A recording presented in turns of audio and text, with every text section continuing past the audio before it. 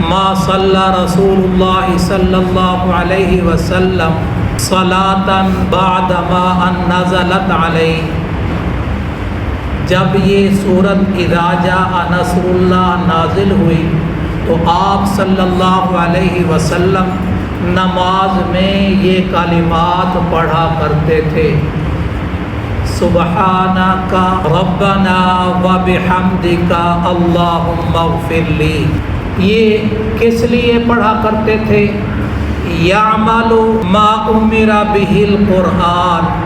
آقا صلی اللہ علیہ وسلم کو قرآن مجید میں یہی حکم دیا گیا تھا کہ آپ ان کلمات کو پڑھیں. صحیح ہے ان کی ایک اور روایت میں آتا ہے: کان رسول اللہ صلی اللہ علیہ وسلم یکثر ان یقول فی رکوعہ و سجودہ. آقا صلی اللہ علیہ وسلم کا معمول تھا کہ اپنے رکوع اور سجدوں میں یہ کلمات کہا کرتے تھے. کون سے؟ سبحانک اللہم ربنا وبحمدک اللہم اغفر لی. ذرا اس کا معنی سن لیے: سبحانک اللہم، پاک ہے تو اے اللہ، ربنا وبحمدک، اے ہمارے پروردگار میں تیری خوبیاں بیان کرتا ہوں، تیری حمد کرتا ہوں. اللہم اغفر لی، مجھے معاف فرما. یہ قرآن مجید کے اندر یہ حکم ہے. جب یہ سورت نازل ہوئی اذا جاء نصر اللہ والفتح ورأیت الناس يدخلون فی دین اللہ افواجا، آگے کیا ہے؟ فسبح بحمد ربک واستغفر.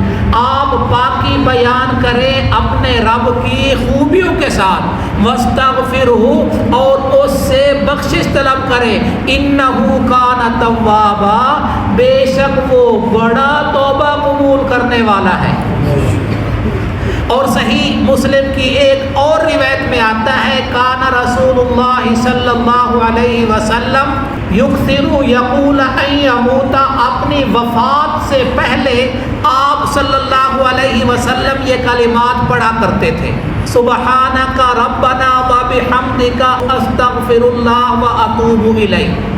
بہرحال یہ جو الفاظ پہلے پڑھے اس سے ملتے جلتے. آپ صلی اللہ علیہ وسلم کو تو موت کا پہلے پتہ چل گیا تھا کہ آپ وفات ہونے والی ہے. وہ کیسے؟ یہ سورت بتا رہی ہے. آقا صلی اللہ علیہ وسلم تشریف فرما تھے، ابو بکر تشریف فرما تھے، ساتھ عمر تشریف فرما تھے، سعد تشریف فرما تھے، حضرت عباس رضی اللہ تعالی عنہ تشریف فرما تھے.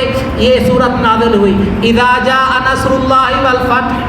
جب آ گئی اللہ کی مدد اور فتح حاصل ہوگی، آپ دیکھیں گے لوگوں کو وہ اللہ کے دین میں داخل ہوں گے فوج در فوج، جتھا در جتھا. تو اب جب یہ بشارت دی جا رہی ہے تو ابو بکر صدیق اس پر رونے لگے، عمر رضی اللہ تعالیٰ عنہ اور دیگر صحابہ خوش ہونے لگے. ابو بکر جب رونے لگے تو عمر نے پوچھا: بزرگوں آپ کیوں رو رہے ہیں؟ فرمایا اس کے اندر نبی صلی اللہ علیہ وسلم کی وفات کی بات ہے. دین میں لوگ داخل ہو گئے تو آپ کا رسالت والا منصب پورا ہو گیا ہے. اب آپ تیاری کریں کس شکل میں؟ فسبح بحمد ربک واستغفر، اپنے رب سے بخشش مانگیں اور اپنے رب کی طرف رجوع کریں. اور یاد رکھیں نبی صلی اللہ علیہ وسلم کا استغفار کسی گناہ کی وجہ سے نہیں ہوتا تھا. یہ آپ مانتے ہیں، جانتے ہیں. آپ کا استغفار رفع الدرجات کی وجہ سے تھا. آپ کے استغفار کی وجہ سے آپ کے درجات بلند ہوتے تھے. اور یا آپ صلی اللہ علیہ وسلم نے تعلیم دی امت کو، میں معصوم ہونے کے باوجود، بلکہ سید المعصوم ہونے کے باوجود استغفار کرتا ہوں، رب سے بخشش مانگتا ہوں اور رب کی طرف رجوع کرتا ہوں. میری امت کے لوگوں تم تو ہو ہی خطا کار، تمہیں تو زیادہ استغفار کرنا چاہیے. اور یاد رکھیں ایک استغفار نبوی ہے اور ایک استغفار علماء اور صلحاء کا ہے. نبی کا استغفار ہر اچھے عمل کے بعد ہوتا تھا، کیونکہ نبی معصوم ہے، گناہ والا تو تصور ہی نہیں. تو ہر اچھے عمل کے بعد، جیسے ابھی آپ نے نماز کے بعد اللہ اکبر استغفر اللہ استغفر اللہ استغفر اللہ پڑھا ہے، تو نبی صلی اللہ علیہ وسلم پڑھا کرتے تھے. نبی صلی اللہ علیہ وسلم ہر اچھے عمل کے بعد استغفار کرتے تھے. اور علماء اور صلحاء کا کیا وتیرہ تھا, کیا ترتیب تھی, وہ گناہوں کے بعد بھی استغفار کیا کرتے تھے.